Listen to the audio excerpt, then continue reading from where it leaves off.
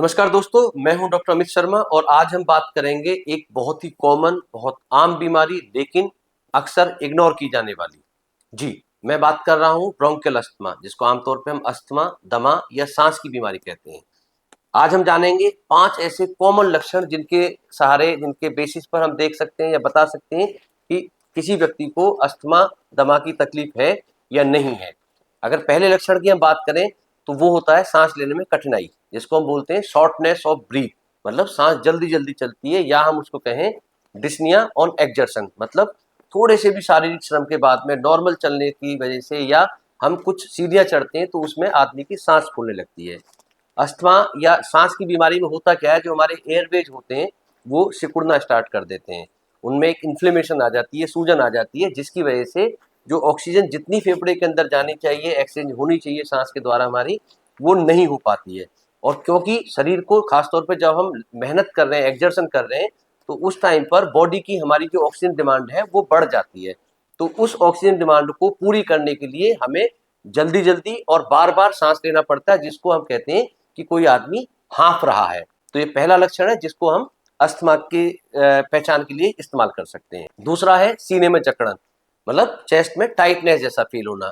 Again cause remain same, जो हमारे Airways होते हैं उनमें इन्फ्लेमेशन, स्वेलिंग, सिकुड़न, इन सब की वजह से जो सांस है, हवा है, वो पूरी तरह से अंदर नहीं जा पाती है और उसकी वजह से पेशेंट को ऐसा लगता है कि जैसे जब वहां से हवा अंदर ब्रोंक्यूल्स में या एयरवेज में जा रही है तो चेस्ट में टाइटनेस की या सिकुड़न की फीलिंग होती है। तीसरे लक्षण की अगर हम बात करें, रात को या अर्ली मॉर्निंग सूखी खांसी का होना, और ये सूखी खांसी उस तरह की होती है जो यूजुअली दवाई से उसमें रिलीफ नहीं मिलता है।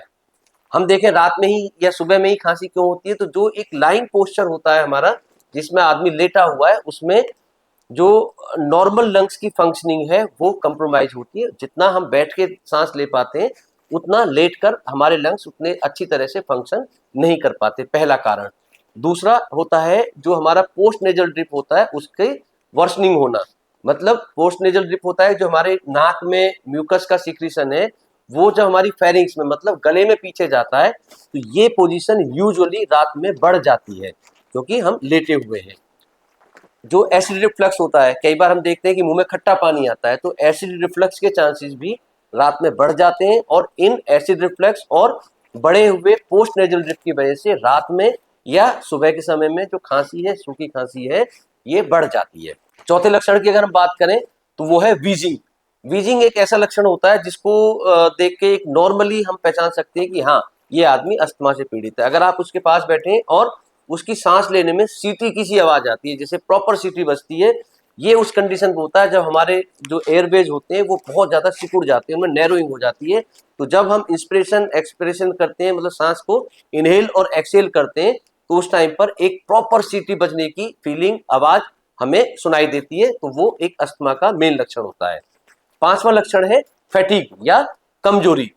हम देखें जो शरीर की हमारी ऑक्सीजन की डिमांड है वो सांस के द्वारा पूरी होती है, तो अगर कोई आदमी रेस्पिरेटरी सिस्टम में कंप्रोमाइज है, मतलब प्रॉपर उसका सांस ऑक्सीजन शरीर में नहीं जा पा रहा है, तो वो एनर्जी का जो प्रोडक्शन हमारा रेस्पिरेशन के बाद में होता है वो नहीं प्रॉपर हो पाएगा। और लॉन्ग टाइम तक अगर कोई आदमी ऑक्सीजन डेफिसिट रहता है तो डेफिनेटली ही और she will feel fatigue, weakness, जो जनरल कमजोरी हम कहते हैं, ये एक पांचवा मेन लक्षण होता है जिसको हम अस्थमा के लिए लेबल कर सकते हैं, पहचान सकते हैं।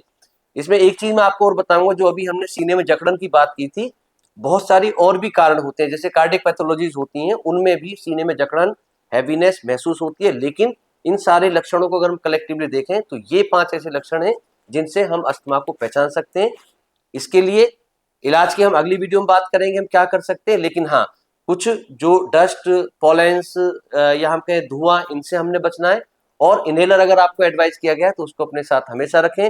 अभी हमारी इस वीडियो का पर्पज ये है कि ये बीमारी सर्दियों में और बरसात के मौसम में बढ़ जाती है, तो अपना ध्यान रखें, गहरी सांस प्राणायाम लेते रहें और मिलते हैं अगली वीडियो में।